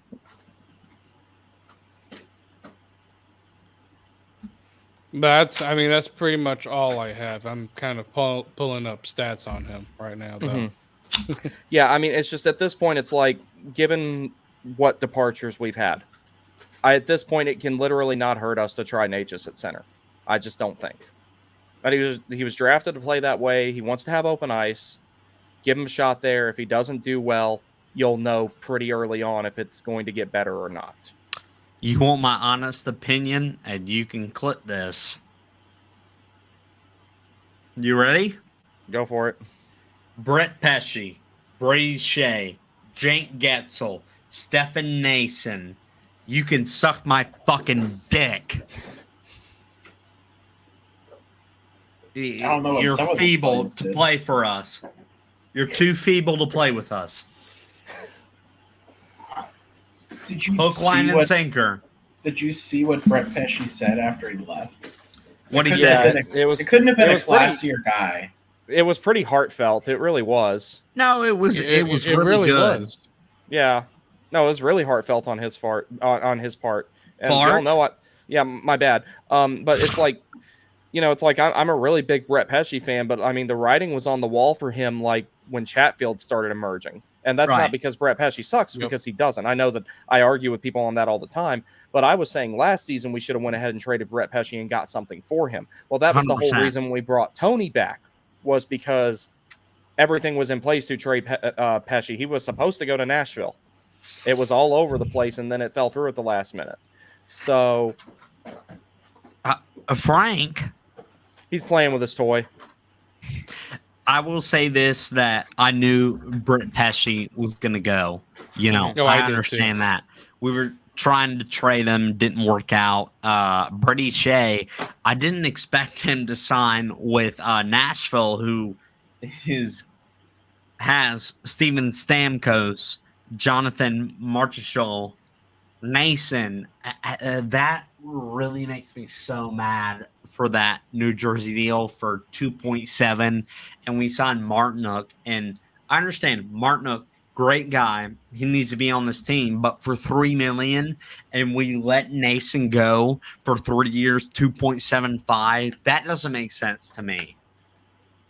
That it doesn't make sense to me at all. I mean, it is what it is. I don't really blame these guys for going to get more money. I don't. It's just part of reality, and I'm not going to attack Brett Pesce. He got paid, and I don't blame. He got the extra year. He got a little bit more money, and that's what it came down to. The money wasn't too terribly awful. He got another year, and that means a lot to a lot of guys, is to get that longevity. Probably why Carrier chose us over somewhere else too, right? He got the longevity of a 6-year deal, and why Stamkos went to Nashville. He got a pretty decent term, right, for a 35-year-old player. It's about term for Pesce. It wasn't anything else. There's no, I agree with the sentiment about Jake Guentzel. I don't think you can argue that there wasn't some bad faith negotiating there. Mm-hmm. But I'm not going to absolve Tom Dundon and Eric Tulsky of blowing it. And they did. They made mistakes, and that's fine. And I'm not going to harp over it. I've made my opinion on Eric Tulski's hiring, well known. But now you have to live with the consequences of a rookie general manager, and that's they're going to make mistakes, and that's okay. It's not like I was shocked that they made some mistakes. That happens when you have an owner who's as hands on and a general manager who's as rookie as he is, right? And it's fine. But I'm not going to sit here and lambast Brett Pesci or Steph Nason or any of these guys, Tara Vinen, for going to get a better deal, because that's probably what happened. Carolina probably wanted Tavo to do less money. I think that's wrong of us. I'm not putting that on Tara Vinen. That was us. We made the mistake with Tavo there. We should have given him that contract, right? Because the taxes are better here, so you're going to tell me that we couldn't have even offered that or even a little bit less. He probably takes it. So it's that we probably offered him something stupid and it didn't work. I'm not going to go blame Brady Shea for leaving this market to go get $7 million, right? 7x7, I believe, is what the contract was in Nashville. Good for him. And Tennessee doesn't have state income tax, right? Tennessee, Florida, Nevada, California, and Texas. Okay. California, they have state tax. Arizona does not for big players. Well, Arizona doesn't matter. They just lost their franchise. Am I wrong? Let me ask y'all this. Not trying to host your stuff, B. Mm-hmm. When our home opener is against the Lightning, are you booing Guentzel? Yes, I am. No, I mean, I'm not. Again, I'm not. I believe Jake Guentzel negotiated in bad faith. Bullshit. Are you booming him or not? Yes, absolutely. Because that's all I wanted to hear. I gotta go, guys. Okay, I got some things I got to do. All right, thanks, Sam. I got to start getting ready to pack up and everything in the morning. All right, I guess we'll see you guys. Oh. Redden, you said you had to leave too, or? Yeah, I'm gonna go through the comments and everything, but after that, do you want me to stay or just leave? No, I'm just gonna go through the comments. That's the last thing that I got to do tonight, and then I'm gonna be done for a couple of weeks. Just let me know if I need to leave or answer stuff. It's fine. I am gonna take about a 5-minute break though before I go through the comments and everything like that. You got a text message, B? Yeah, it's from my dad. I'm gonna go through the comments and everything. All right. Anyways, I gotta go, but appreciate it, and I'll talk to y'all later. Okay, buddy. Later. See you. I might head off too. So. Yeah, because I got a bunch of stuff I got to do in the morning. I didn't realize it was 9:15 already. Yeah. But yeah, I'm gonna go through the comments here with everybody, and then I'm gonna call it a night. Okay. All right. See you, Brandon. Thank you for joining me. I appreciate it. Yeah, no problem. Bye. All righty. All right, we'll go through some of the comments here because I'm actually like worn the fuck out and I'm tired and everything like that. So I'm gonna see what everyone had to say here and everything like that. Alrighty. So Louis the Bassman says, Wolf, that was a rough 24 hours, eh? And this shall continue until nothing else is left to question. Yeah, I do have questions, but they salvaged to a great degree what could have been a completely unmitigated disaster by replacing, we essentially built another defensive pair with the amount of money we would have had to have paid Shea. SB, welcome back. Too bad our goalie sucked butt against the Rangers. Maybe we would have had a chance to go out winners before the team gets destroyed in free agency. Sucks being a Canes fan sometimes. Yeah, that's true. I was hoping that I don't know what it is with Freddie. There's times where he's absolutely lights out, and then there's other times where he can't seal the post and he lets in really soft goals. Like the first goal that Kreider scored when the Rangers were making the comeback in the third period. That one was that was way too soft. You got to have a save there. And I had a perfect view of that where I was sitting and everything. Dylan says, I don't find myself excited to start the season anymore. Maybe once it's all said and done, but I don't know if I have faith right now. I'm going to reserve judgment until training camp. Reason being is because we've got a couple of barometers between now and then. one, there can be another trade made to get a top 6 forward, and then you don't have to do it with a whole bunch of you don't have to get somebody with like a ton of term, and maybe you can get them to retain salary if it's kind of a bad contract or something like that, and then maybe you're a little bit better off at that point. I'm not going to judge anything yet until, one, that, and two, we not only have training camp, but we have prospects camp between now and then, and that'll give the coaching staff time to see some of the young kids and, you know, kind of gauge where they're at, because they can sit there and start getting an idea months in advance of training camp. Is it possible that Nadeau, Blake, Morrow, whoever has made significant progress from before, to see if they can sign later? SB says road forward seems to be a dead end. I hope not. Like I said, they salvaged a lot today with what they did with the defense. I'm just waiting to see what they do in terms of what they do with the forwards and everything, because right now we have an abundance of left-handed centers. One of them is on a really bad contract. One of them is expiring season after next. And the only two solid things we have at center right now are Aho and Jordo, plus Drury's an RFA that's still not signed. He's qualified but not signed.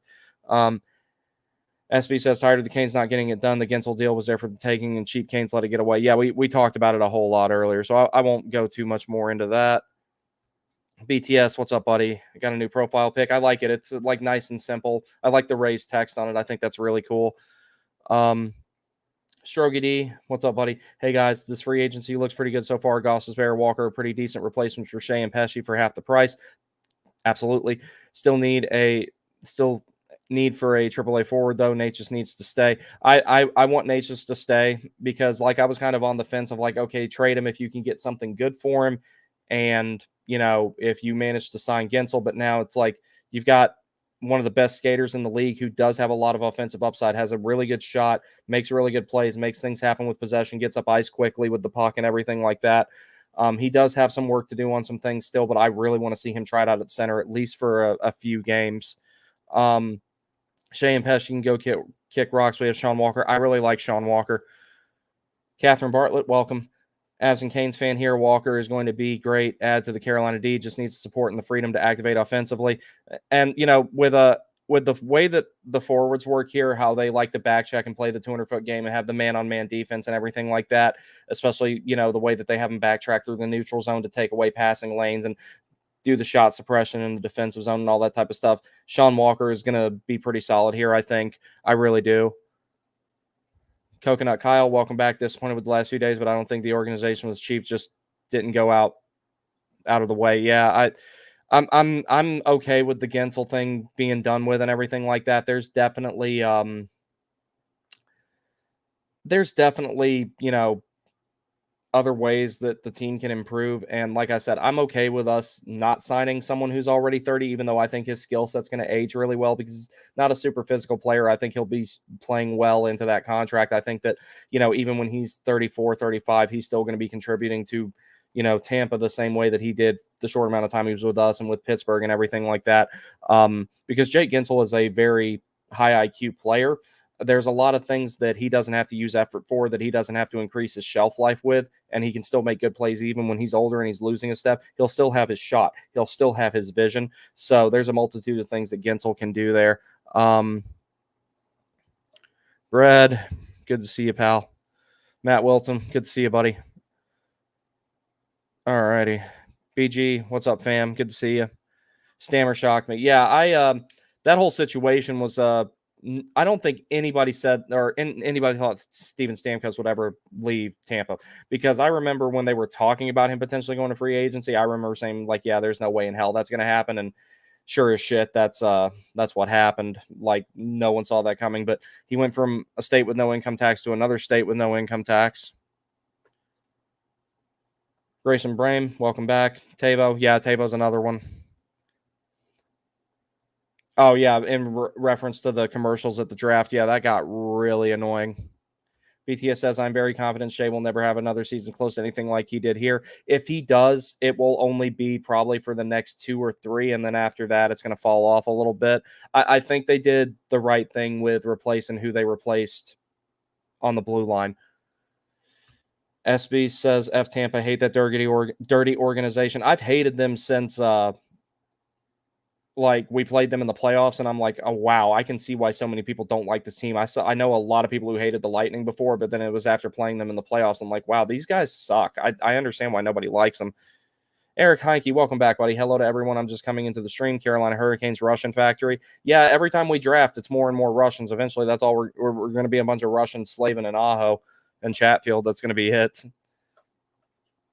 I'm not happy with the way things are going, that's for sure. Disappointed the team takes one step forward and two steps back. Yeah, it does seem that way right now, but like I said, I'm going to reserve judgment and let the offseason play out because, you know, for example, it was a few weeks after free agency that Jeff Skinner got traded. Justin Falk got traded during the preseason a few seasons ago. So there are things that can happen. And, you know, maybe they make a trade early on in the season, like if a team that was expected to be a playoff team falls out of contention early and they decide to dump an asset, you know, like in January or something like that, and that can completely change everything. And I really think that this team is going to be I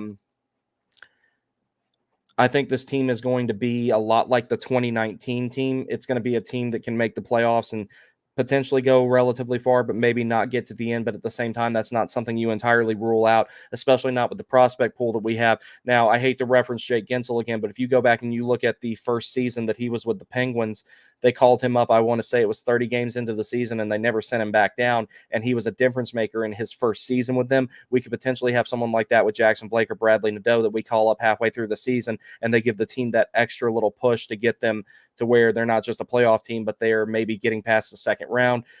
I wouldn't expect a whole lot this season. That being said, this isn't a team I look at and go that it's zero possibility that they make a deep run in the playoffs, that there's zero possibility that they win a Stanley Cup. This is a team I look at and say that it will only get better as time goes on, especially with all these young guys that we got coming up and everything. Eric Heinke also says now we have 2/3 in the 2025 draft. Yeah, until we trade one of them down to get a fourth and a fifth, but SB says, who knows what the truth is, but it seems like he was open to signing here, but when the organization doesn't take the chance it has, you're playing with fire. We got burned. Yeah, I'm just glad that whole situation's over because I don't even know what to think. B says we need to keep Kuzi. He's the only one on the team who can score on a penalty shot. That is also true. And, you know, it's like beyond that, it's like he's one of the few guys on the team who consistently makes clean one-man entries and everything like that, and he's one of the best puck distributors on the team. We also have to consider the best two guys on the team that we had at actually distributing the puck, Teuvo Teravainen and Tony DeAngelo. And one of them is definitively gone, and the other one's probably not coming back since we have 6 defensemen. So as far as replacing someone with that playmaking skill set and everything like that, Kuznetsov is pretty much the only player that we have that is a specialist at distributing the puck that really stands out now among the team. Now, that's not to say that Aho doesn't have good playmaking ability, that Jarvis doesn't have it. Svechnikov even has a decent amount of it. Kokoniemi has a decent amount of it when he's playing well. But as far as like having someone who makes a good clean entry, makes a heads-up play, and executes a really crisp, perfect tape-to-tape pass, Evgeny Kuznetsov is the only guy you have right now that really, really does that really, really well. BTS says, in my opinion, I think we did a good job of replacing guys we lost. On the blue line, yes. The forwards, that's going to need some work. But as far as the defense goes, I think we did an excellent job replacing who we needed to replace there. SB says, so what does it say about the organization? None of these players wanted to stay, or should I say that none of them wound up staying? I was worried we were going to lose literally every single one of them, I'll be honest with you. Luckily, we managed to retain Martinook. I think that they just really wanted a payday, but at the same time, it's kind of like Nason and Teravainen, we could have done those contracts. That's basically what they were getting paid before and everything like that.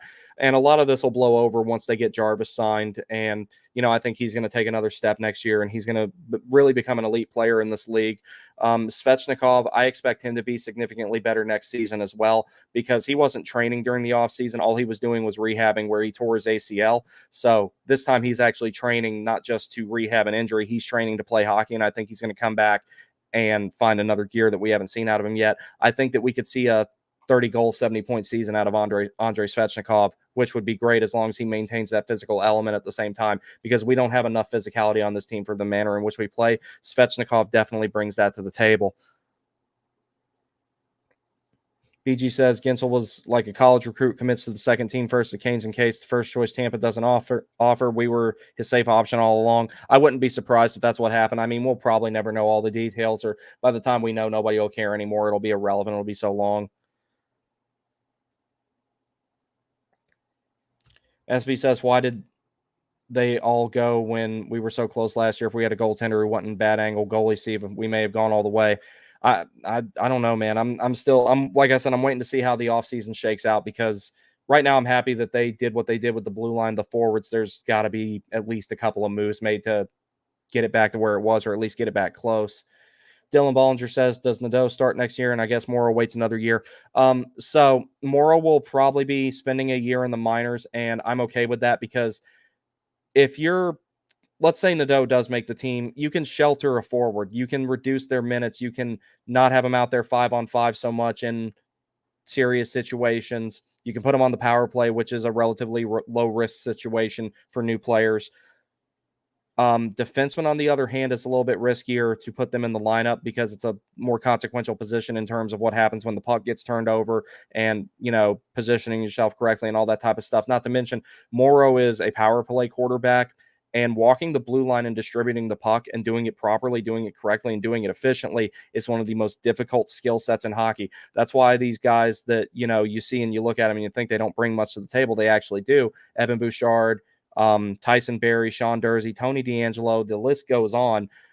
That's why those guys, to some degree or another, stay coveted, even though it looks like that there's a lot of deficiencies in other parts of their game, because it's very hard to find somebody who has that skating ability and that ability to distribute the puck and to put it on net and create scoring chances, and do it in situations like a power play where the other team is in a completely different or in a completely defensive posture, and can just send the puck to the other end and ice it for free and not have to worry about, an icing and having an offensive zone draw. So that's a big part of it.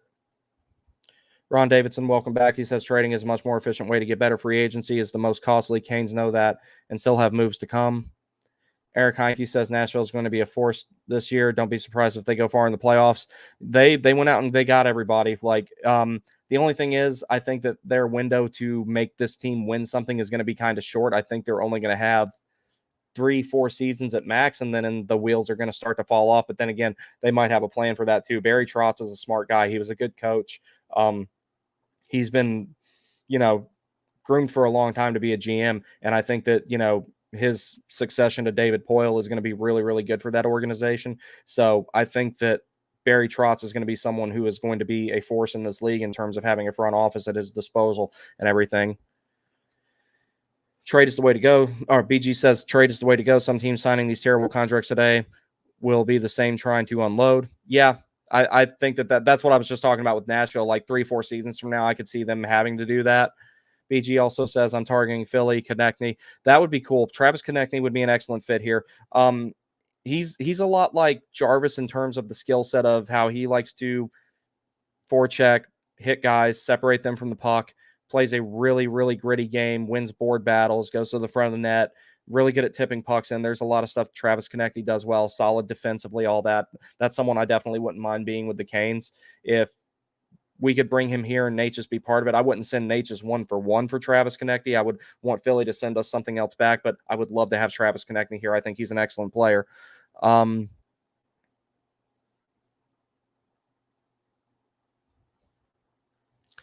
Davidson says, who is actually out there that was rumored in potential trades or has players that want a change of scenery? I'm not entirely sure of any valid ones. Now, here's someone I personally would like to target, depending on what we do with Kuznetsov and Kokoniemi. Shane Pinto from Ottawa. There was something that came out today earlier that said he wanted to be traded. But then there was also something that came out later that said that wasn't true. So I'll wait and see how that unfolds. But Shane Pinto is someone who I would like to get here, and that would solve our right-handed second-line center problem if we didn't just internally hire Martin Necas or Seth Jarvis to do it. Eric Heineke says, trade Ryan Suzuki, part of the trade to Pittsburgh. Yeah, I mean, Suzuki, I think, would be a good trade piece. I don't think he's ever going to crack the lineup full-time here, and if we go out and get another right-handed center, that would bump him further down the chart anyway. Or if we go out and get another center in general, I should say, that would bump him further down the depth chart anyway, so I think that's something you could definitely look at. Ron Davidson also says, Nashville will be interesting, but they are a little older. I'm curious what happens when injuries happen. Yeah, that's kind of what I was thinking, like 3 or 4 seasons from now. The wheels can fall off that team, but right now they've built themselves a excellent contention window, at least in the short term. BTS says, I used to have Tyson Yost on my custom team, and I really liked him, so having him on the Canes is like a dream come true. I am very happy Turbo is gone. I don't really like him all that much. Tavo is one of those guys that I never disliked him. I did like him, but he's not someone that like I liked a ton.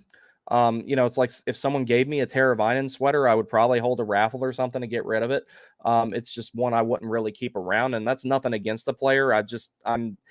I'm very particular about which players I really, really like and which ones I collect merchandise of. And Teravainen is just one of those guys that, like, even if I had like a game worn sweater, I would probably give a raffle to let it go because it would just sit in the closet all day. I would never get it framed or anything. It depends on the player and what type of player they are, and multitude of things of whether I really, really like that player or not. And Turbo was never one of those guys for me.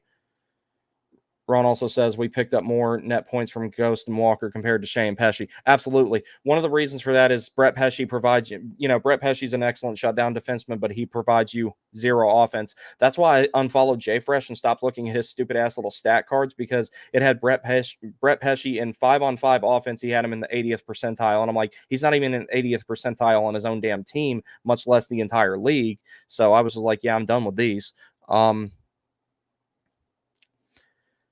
SB says, what are we doing in goal? Steve Anderson can't be the answer. I guess they're going to give Kochekov a shot, because I haven't seen anything else about them going out to get anybody. And the only guy that looks like he would really, really be available is probably Askarov. And even then you'd have to trade for him. I'm ready to give Kochekov a shot, because if you don't start finding out what you have with Kochekov now, when are you going to? He's at the point where it's like at the end of this deal, or at the end of this season, this upcoming season, he'll be eligible for an extension. So I think that, like, let's go ahead and find out what we have with Kochekov now, and you can figure it out in the first 15, 20 games. And then if you do need to make a move to get a goaltender, you at least know early on that you need to do it. So I want to go ahead and give Kochekov that shot now and see how he does. Dylan says Skinner signed with the Oilers. So now there's two Skinners in Edmonton. One's a goalie and one's a figure skater. SB, I'm glad we were able to keep Jordan. That play where he saved the goal is the epitome of his effort. Yeah, that's one of the things that's like that I was talking about with intangibles. Jordan Martinook brings you a ton of intangibles. And the way that I would, the best way I think I've found to put it with anybody when it comes to Jordan Martinook, yeah, maybe they paid him a little bit extra, but it's also more than what he does on the ice. It's what he does in the locker room. He's really good with the young guys and everything.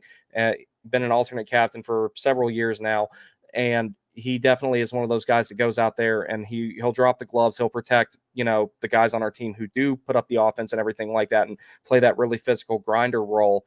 That being said, one thing I'm going to tell people in the future, if they ever ask, what is such a big deal about Jordan Martinook? What do you talk about when you mean intangibles? What he actually brings to the table when he doesn't score that much and all these other things?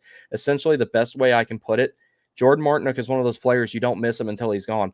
Had we not managed to sign him, you would have noticed immediately how much different this team would have been without him. And it's one of those things that you just kind of have to have the contrast of seeing it versus not seeing it in a lot of cases. But Martinook is one of those players that, yeah, maybe he doesn't put up a ton of numbers, but you will miss him if he's gone. He makes a difference. BTS says, I have a Devils friend and now I got to make fun of I get to make fun of Pesce in front of him. Yeah, I'm glad Pesce got his payday, because we weren't going to pay him that. I felt like the 5x5 that Carolina offered him was a pretty solid deal. Coconut Kyle says, is there a reason we can't go Natchez, Aho, Svech first line? I think that they tried that and it didn't work. Don't quote me on it, but I seem to remember them trying that and Brenda Moore not liking it. BTS says Jarvis is a reason. Yeah, and if the only way I would want Jarvis not being on Aho's wing is if they decide to make Jarvis the second line center. That's the only way I would not want Jarvis playing there. Brian Todd says, I don't have a good feeling about the upcoming year. I don't blame you for not having a good feeling about the upcoming year, but I'm going to wait a little bit longer. I want to see how things pan out. I want to see like how different the team looks come training camp and everything. It's the first day of free agency. We're not even 10 hours into it yet. I'm going to give it some time and see what they do through trade, because they could make as little as one trade, and we're having a completely different discussion about things. The defense is good. Kochekov, I think we need to see what we've got with him, but I think that he is a legitimate starting goalie, and I think that we'll see that this season. Now's the time to figure that out, so we'll see.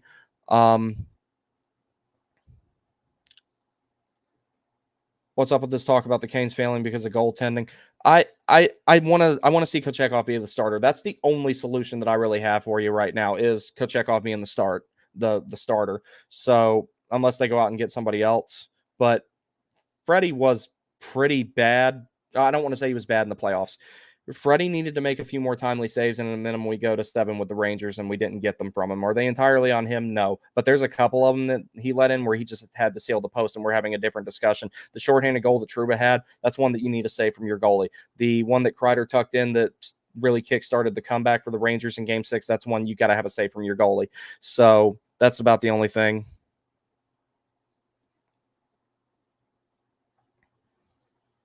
Dylan also says, I might not like what I see for next year, but if we sit back and look really deep in the talent roster, we have the future is very bright. Yeah. And I've said it before on here. The team we're going to have in 3 seasons is going to be miles better than the one we have this season. It's going to require a little bit of patience. You got to let these young guys develop. Not all of them. It's a possibility that not all of them make it, and that some of them have to get traded, or some of them pull a Sam Bennett. They get drafted really high and they end up filling a more of a depth role. But even then you're still getting an NHL player. So, and they don't just sell those at Sam's Club. So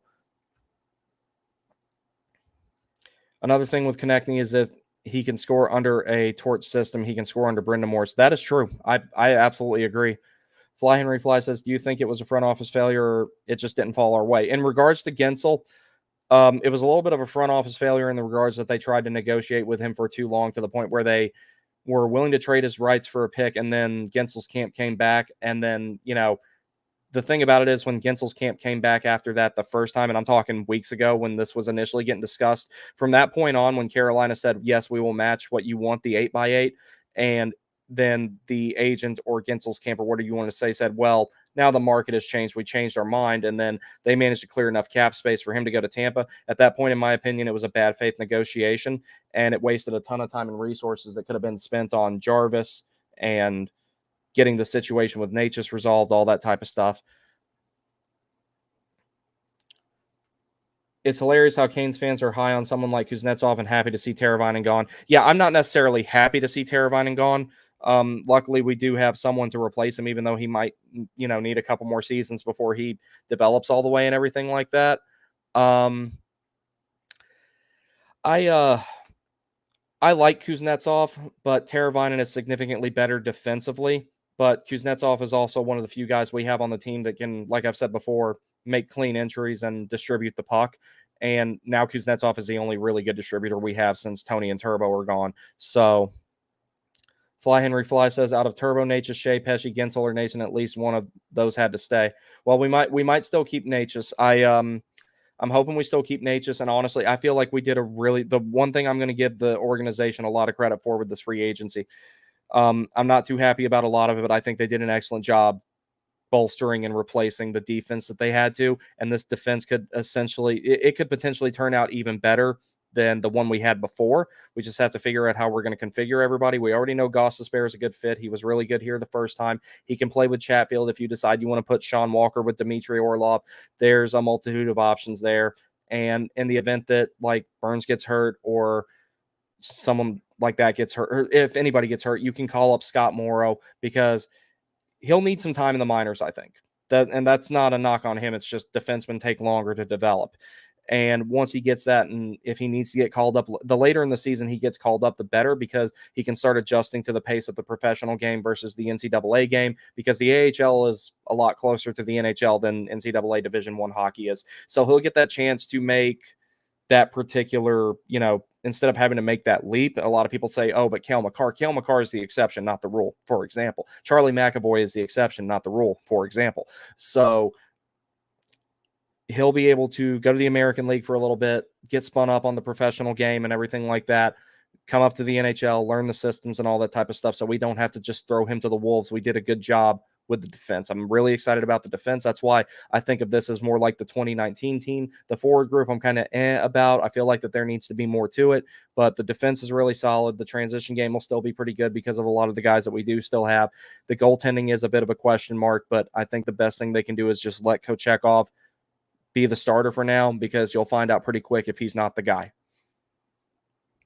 Fly Henry Fly also says, also in the playoffs, what was the point of messing with the first line and destroying our checking line? Still can't get over that. A lot of that had to do with Foss being out of the lineup.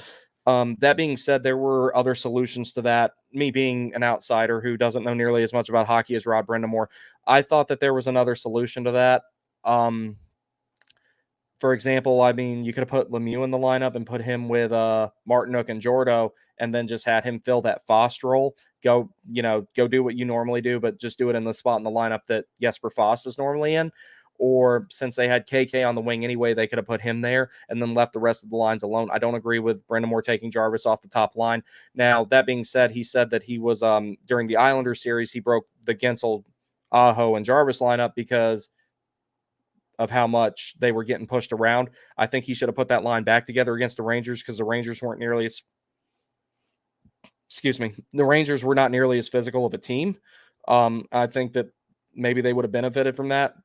Additionally, Jarvis having the torn rotator cuff and the broken finger, that may have also been a factor as to why he shook the lines up. The one good thing that come from that, even though it wasn't enough, when he put him with Jordo and Martinook, that added a little bit of offense to that line because Jordan Stahl and Jordan Martinook aren't exactly big producers. And when he added Jarvis in there, that helped them do that a little bit better and everything. But that's going to be about it for this stream tonight, guys. I really appreciate y'all joining me and everything like that. So what we're going to do here in the near future, I'm going to take a few days off. Like I said, I'm going on vacation. Hold up. I got a couple more comments here. I'll answer first. This year's free agency and draft felt more like plugging holes in a leaking boat than replenishing talent. The talent that left the team have me wondering if we'll even make the playoffs this year. I think so. I think we'll still make the playoffs. I don't think that we're going to win the division or anything.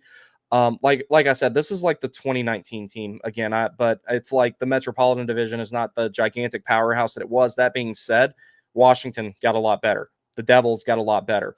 So I can see them either being third in the Metro, wild card one, something like that. It's not going to be a dominant regular season by any means. It doesn't look like that right now anyway. That being said, we still got a while in the offseason yet. We'll see what else the organization does.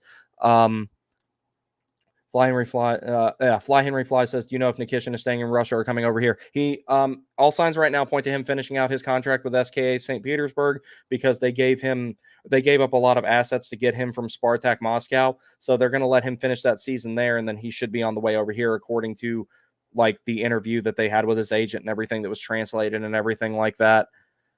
Mike Hawk says, me and my buddy keep talking about a potential Natchez for Dylan Cousins trade. Don't know who has to add to that, but Cousins seems like the perfect long-term RH2C. So what's funny about that, one of my earliest videos, I talked about a potential trade for Dylan Cousins that involved Brett Pesce when Buffalo was apparently looking at him.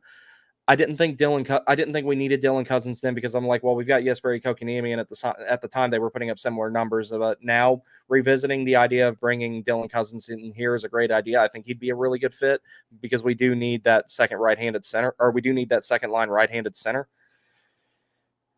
Also, honestly, wouldn't mind trading Natchez for some prospects and good picks. Now seeing the future of this team is a few years out now. Yeah, but I still think the team will make the playoffs. I really do. And that's also good for the players we have coming up, for the team to continue to consistently make the playoffs, because then they come and they get experience in the playoffs. And when you look at guys who've played playoff games early on in their career for this organization, for example, Aho from his third season on, he's been playing in the playoffs. Jarvis, the entire time that he's been with the Hurricanes, he's been in the playoffs every single season. Svechnikov played in the playoffs every single season except for the one where he got hurt. And that experience is really, really, really valuable to them because playoff hockey is a completely different animal. As Kevin Weeks says, the ice gets smaller in the playoffs. Just please not Jersey. I don't think they'll trade him within the division, especially not now, considering Jersey and Washington in particular got much better. The Western Conference, as you saw, and I said this a few days ago, the Western Conference is about to become an arms race, and we saw how many of the big-name UFAs went out there. I mean, most of them went to Nashville, but the Western Conference was the weaker conference, and now it's starting to even out a little bit. It's going to take a couple more seasons before it's really on par with the East again, in my opinion. But that's why it was becoming an arms race, because every team over there knows they're in the weaker conference. They're trying to get better before everybody else in their conference, because at the end of the day, there's only 4 games they have to win against Eastern Conference teams, and those are all at the end. Mike Hawk says, I have no doubt we'll be in the playoffs, even if it's a wild card, just not expecting us to make any noise, which is fine, but you never know. Do you think we bridge deal Jarvis to try to get the 8-year deal done? Tulsky has said he wants an 8-year deal done, and I think the only reason that it's not done yet was because we tied up our time and resources with Jake goddamn Guentzel. Otherwise, I think the Jarvis thing probably would have been done in the Natchez situation, whether it's him staying here or getting moved. I think that would have been done already too. because, you only have so many employees, you only have so many assets and so many resources to get those types of things done. But I'm confident that Seth Jarvis will sign 8. And the only reason I think that they would have done a bridge deal with him is if the money didn't allow them to give him like a 7.5 by 8 type of deal. And then they would just bridge him until they had the money available to give him the contract that he's going to get with the Hurricanes. So everyone, it has been fun. I will see you guys in a week. So what I'm actually probably going to do, after tonight, I'm going to log out of X. I'm going to log out of YouTube. I'm going to take a break. I'm going to go on vacation. Then when I come back, I have all kinds of cool stuff planned. My analytical video of Slavin will be near completion after I get back, and I'm hoping to premiere that hopefully by the end of the month. I'm going to profile all of the new draft picks that the Hurricanes made in this previous draft. And of course, we'll keep up with any evolving offseason situations, such as any trades or anything like that, because I really have a feeling the Hurricanes front office is not done, and we've still got cap space to use. There's plenty of things that the Canes can do to get this team to be competitive and everything like that. Mike says, have a good one, bro. Enjoy your vacation. Thank you. And thank you all you guys for being so supportive of the channel. It's grown so much in the last year or so, even with me having to take at times several weeks off from uploading and doing anything. You guys have been really good about sharing videos and viewing like my old ones and everything like that. I really, really appreciate all that. And one of my biggest goals for the next calendar year, because this channel's existed for about 13 months now, my biggest goal over the next calendar year is to do more of these live stream, upload more of these videos, and generate more discussion about it. I'm going to try to do pre and post game shows for as many games as possible, like I was doing during the playoffs and everything like that. And I want to get back to doing the weekly show, which a lot of this stuff is going to be put into audio format as well, so you can listen to it in your car and listen to it at the gym and all that type of stuff. But guys, thank you very much for all your support and everything. Enjoy your 4th of July. Enjoy your freedom. Barbecue, hang out with friends, all that good stuff. Thank you all for everything. I appreciate everything. Thank you so much. Y'all take care. I'll see you next time.